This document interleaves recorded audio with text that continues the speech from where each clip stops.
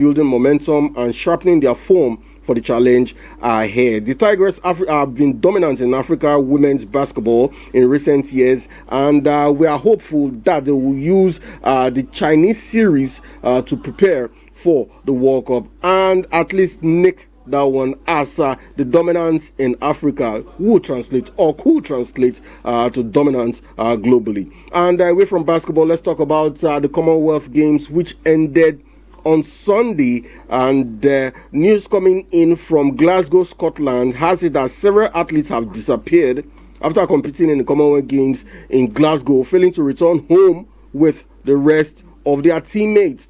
Now, Police Scotland said it had received reports of various athletes unaccounted for in the aftermath of the games, which concluded Sunday. The sports website MBS said 4 members of the Ugandan boxing squad had not turned up to fly home, adding that one member of the team had told the website that the athletes intended to seek asylum in Scotland. Also, Pakistan reported that a boxer named Kudratullah had not joined the rest of his teammates in flying home to Pakistan, and that he was not found in his room when officials went to search for him. The young man had disappeared. Now, this won't be the first time Ugandan athletes are disappearing, because in 2014, 2 Ugandan rugby players disappeared after the contest ended and were later found playing rugby in Cardiff for a very small team in Cardiff. And one of the players, talking about Philip Parillo, was later jailed for 4 years after raping a woman in Cardiff. Now, the Home Office in Scotland is understood to carry out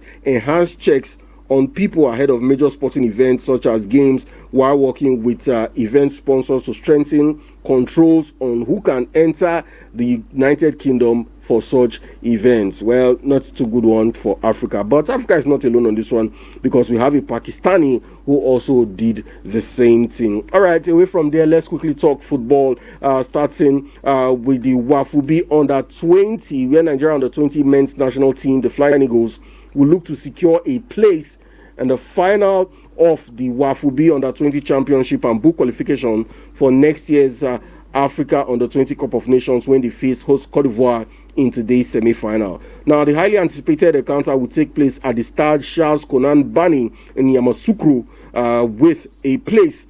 A winner in that particular game will book a place in the final. Now, the Flying Eagles advanced to the last 4 after finishing second in Group B. Nigeria campaign suffered a setback in its final group stage fixture. We had the 7-time African champions, talking about Nigeria, we had beaten by 2-0. Burkina Faso defeated Nigeria Under-20 team in that particular final group game, which made it for Nigeria to finish second in the group. Now we are facing Cote d'Ivoire, who had a 100% record in their group, finishing top, and Nigeria will play Cote d'Ivoire today. A win in that one will see Nigeria qualify for the final of the tournament and possibly get a qualification for the Under-20 African Cup of Nations. All the best to the Nigeria Under-20 side against the host of the tournament, Cote d'Ivoire. That game will be played today, 4 p.m. Nigerian time in Yamoussoukro. The other semi-final will see Burkina Faso taking on Niger. That will be 7 p.m. Nigerian time.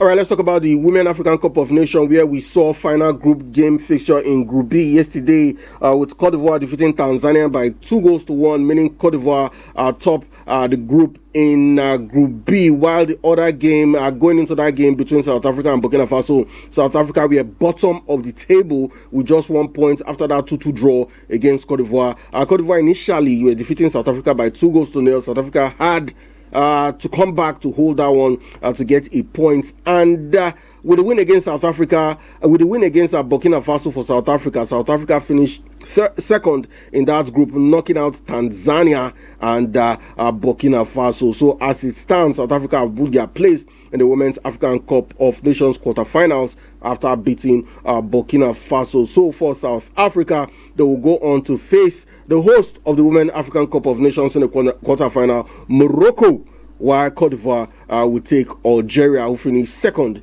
in Group A.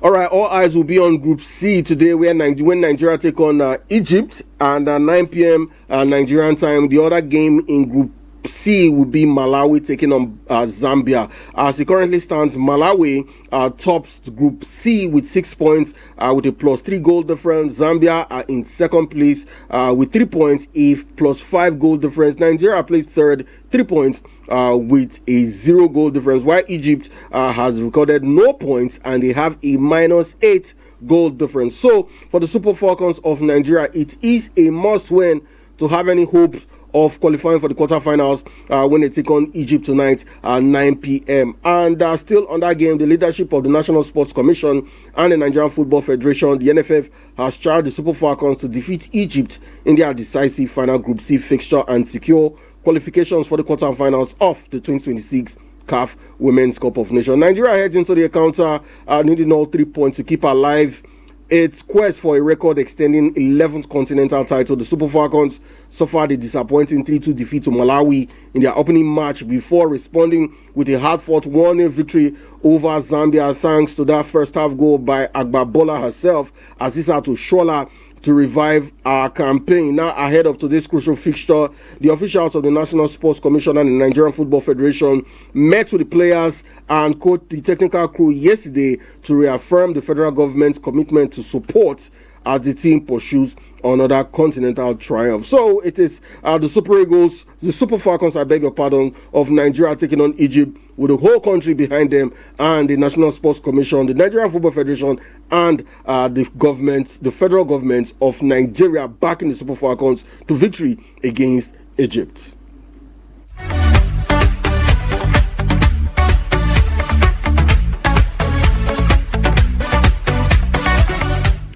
And before I wrap up on the show, just to talk about the CAF Awards, which Nigeria is getting ready to host. A delegation from the Confederation of African Football has concluded a 4-day inspection of facilities proposed by Nigeria to host the organization's 48th Ordinary General Assembly and the 2026 CAF Awards. The 5-member CAF team led by Dr. Christian Emerwa completed its assessment yesterday after inspecting key venues and infrastructure in Abuja and Lagos. In Abuja, the delegation visited the Nnamdi Azikiwe International Airport, the Transcorp Hilton Hotel, and the Bola Ahmed Tinubu International Conference Center, which has been proposed as the venue for the 48th CAF Ordinary General Assembly. The inspection began in Lagos on Sunday, where CAF officials are accompanied by representatives of the Nigerian Football Federation assessed the Muritala Mohammed International Airport, Eko Hotel and Suites, and the Wole Soyinka Center for Culture and Creative Arts. The Cultural Center has been designated as the proposed venue for the 2026 CAF Awards. During the Lagos visit, the delegation was received by Director General of the Lagos State Sports Commission, Honorable Lekon Fatodu, alongside Commissioner Director of Sports, Mr. Nunayon Travi. And according to the NFF, members of the CAF delegation expressed satisfaction with the quality of the facilities inspected, while underscoring the importance of delivering a seamless, secure, innovative, and memorable experience should Nigeria be awarded the hosting right for the General Assembly and the CAF Awards. And finally, before we leave on the show, the Ivorian Football Federation has officially announced the appointment of Hervé Renard as the head coach of Ivory Coast senior men's national team, marking the return of the French tactician to the Elephants of Cote d'Ivoire more than a decade after leading the country to continental glory. Also, the Senegalese Football Federation has reportedly reached an agreement with former France international Patrick Vieira to become the new head coach of the Teranga Lions of Senegal. That story right there signals the final whistle on Premier Sports this morning. I've been your host, Ojake Ozoyati. Where next I call